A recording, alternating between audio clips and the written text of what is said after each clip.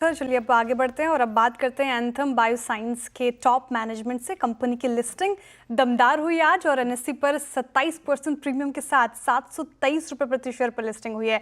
Listing और growth outlook पर बातचीत करने के लिए हमारे साथ जुड़ रहे हैं कंपनी के चेयरमैन अजय भारद्वाज और सीएफओ गौवीर बेग जी। बहुत स्वागत है आप दोनों का ही शो में सीएनबीसी आवाज़ पर। Very good morning to both of you. और सबसे पहले तो कॉन्ग्रेचुलेशंस धमाकेदार लिस्टिंग के लिए। मिस्टर अजय भारद्वाज, पहले आपके पास आना चाहूँगी और जी सवाल ये कि एंथम बायोसाइंस का मेजर रेवेन्यू सेगमेंट क्या है और आगे की ग्रोथ कौन से सेगमेंट से ज़्यादा आती हुई नज़र आ रही है आपको? देखिए, पहले तो थैंक यू और आपके सब दर्शकों का अभिनंदन।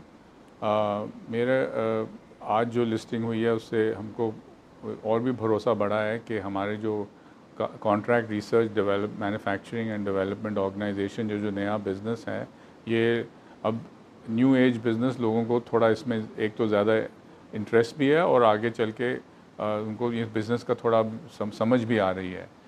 हमारा जो मेन रेवेन्यू है, देखिए 2-3 स्ट्रीम्स हैं हमारे रेवेन्यू के। एक है हम जो कमर्शियल प्रोडक्ट्स बनाते हैं अंतर्राष्ट्रीय कंपनियों के लिए, जो अंतर्राष्ट्रीय बड़ी दवाई बनाने वाली कंपनियां, उनके लिए उनके कमर्शियल प्रोडक्ट्स, उनके जो APIs या उनके एडवांस इंटरमीडिएट्स हम बनाते हैं, वो एक बड़ा सोर्स ऑफ रेवेन्यू है।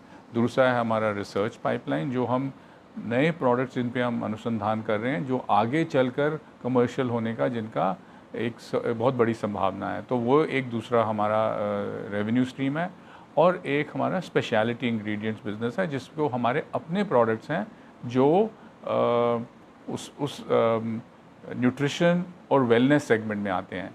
तो इन तीनों का मिश्रण जो है, ये कुल मिला के हमारे रेवेन्यू का पूरा हिस्सा बनता है।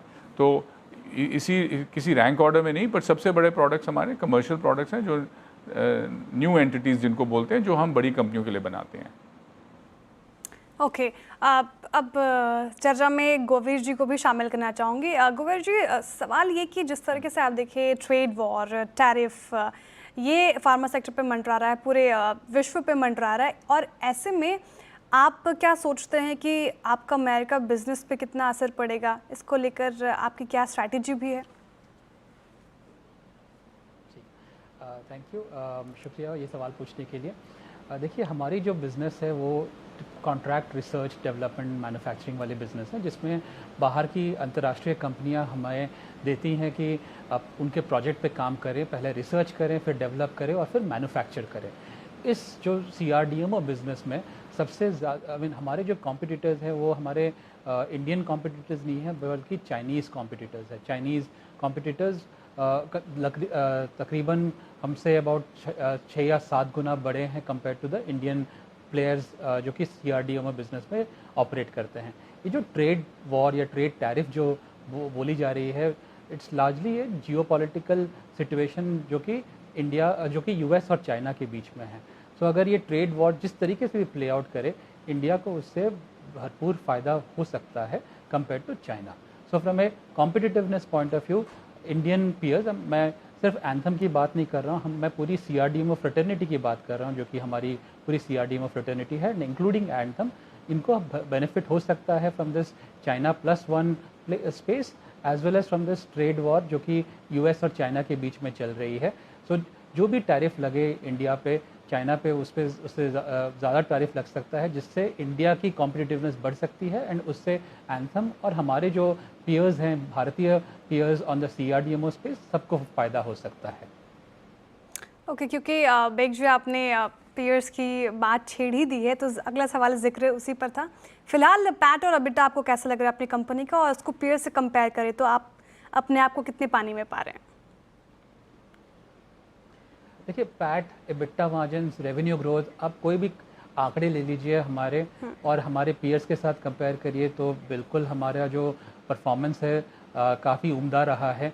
रेवेन्यू ग्रोथ मुताबिक भी देखेंगे, पिछले 2 साल में हम सबसे आगे हैं रेवेन्यू ग्रोथ में। हमारी जो EBITDA मार्जिन्स है वो सबसे उम्दा है, हमारी पैट मार्जिन्स भी उम्दा है, और एक और चीज़ भी है, हमारे बुक्स में कोई डेट नहीं है। जो भी डेट है अगेंस्ट दैट कैश है, तो काफ़ी नेट कैश पड़ा हुआ है। सो इसके कारण से मैं ये बोल सकता हूँ कि जो हमारी फाइनेंशियल मैट्रिक्स है वर्सेस आवर पीयर्स काफ़ी अच्छी है एंड थैंक्स टू दैट ये काफ़ी रिफ्लेक्ट किया हुआ है इन द सब्सक्रिप्शन जो हुआ था पिछले हफ्ते 14 से 16 जुलाई में, और आज जो लिस्टिंग हुई है उसके लिए भी मैं बहुत बहुत शुक्रिया कहना चाहता हूं हमारे सारे इन्वेस्टर्स जिन्होंने हमको बैक किया और काफ़ी अच्छे से हमारे स्टॉक पर सब्सक्राइब किया. Thank you all for trusting on us, for banking us on this opportunity. बिल्कुल, भरोसा तो दिखा है. बेग जी आंकड़े इस बात की तस्दीक कर रहे हैं. मिस्टर भारद्वाज, आपके पास आना चाहूँगी. और जिस तरीके से आप देखें पिछले 3 सालों में, सवाल ये कि आपका CDMO स्पेस कैसे स्केल अप हुआ है, और अब पोस्ट लिस्टिंग तो बहुत शानदार हुई है. अब क्या स्ट्रैटेजी, आउटलुक आप अपना रहे हैं? देखिए, हमारे बिज़नेस में, और ये मैं पहले भी कह चुका हूँ, इसको हम बोल रहे हैं हमारी कंपनी एक इन्फ्लेक्शन पॉइंट पे है. मतलब बहुत तब्दीली आने की संभावना है. हमने जो आज से 6-7 साल पहले काम किया है उसके नतीजे हमें एक एक करके आगे मिलेंगे. तो अगर आप देखें हमारे जो नए प्रोडक्ट्स जो लेट फेज़ में हैं 16, उनमें से कई जो हैं वो फ़ेज़ 3 और कई तो कमर्शियल होने के बिल्कुल मतलब उसके द्वार पे खड़े हैं. तो ये जब कमर्शियल बनेंगे प्रोडक्ट, ये हमारा भविष्य का जो रेवेन्यू है इन प्रोडक्ट से आएगा. जो अभी है वो हमारे जो कस्टमर हैं, आप देखेंगे हमारा जो रिलेशनशिप एवरेज कस्टमर के साथ रहा है वो 11 से 11.5 साल तक average relationship with any customer. तो वो ये जो प्रोडक्ट्स आगे जो हमारे जो लेट स्टेज में है, ये जब कमर्शियल होंगे तो ये आगे चल के, ये भी हम इसकी पूरी उम्मीद रखते हैं कि ये हमारे साथ कस्टमर जुड़े रहेंगे अगले कई दशकों तक. और क्योंकि ये प्रोडक्ट्स पैटेंटेड होते हैं तो ये भी नहीं है कि इसमें कोई कंपटीशन आने की संभावना है, क्योंकि इनकी पैटेंट एक्सपायरी आज से 10-15 साल आगे जाकर है. तो हमको तो इस पूरा भरोसा है कि जो हमारी ग्रोथ जो हमने आज तक दिखाई है, जो हमारे मार्जिन्स हैं वो पूरी तरह सस्टेनेबल हैं. ओके, मार्जिन सस्टेनेबल है. बहुत शुक्रिया अजय भारद्वाज जी और कुबेर बेग जी. बहुत सारे सवाल थे जहन में, लेकिन समय का थोड़ा अभाव है, इतनी ही चर्चा हो पाएगी. लेकिन बहुत शुक्रिया आज हमारे साथ जुड़ने के लिए. And once again congratulations and all the very best for the future.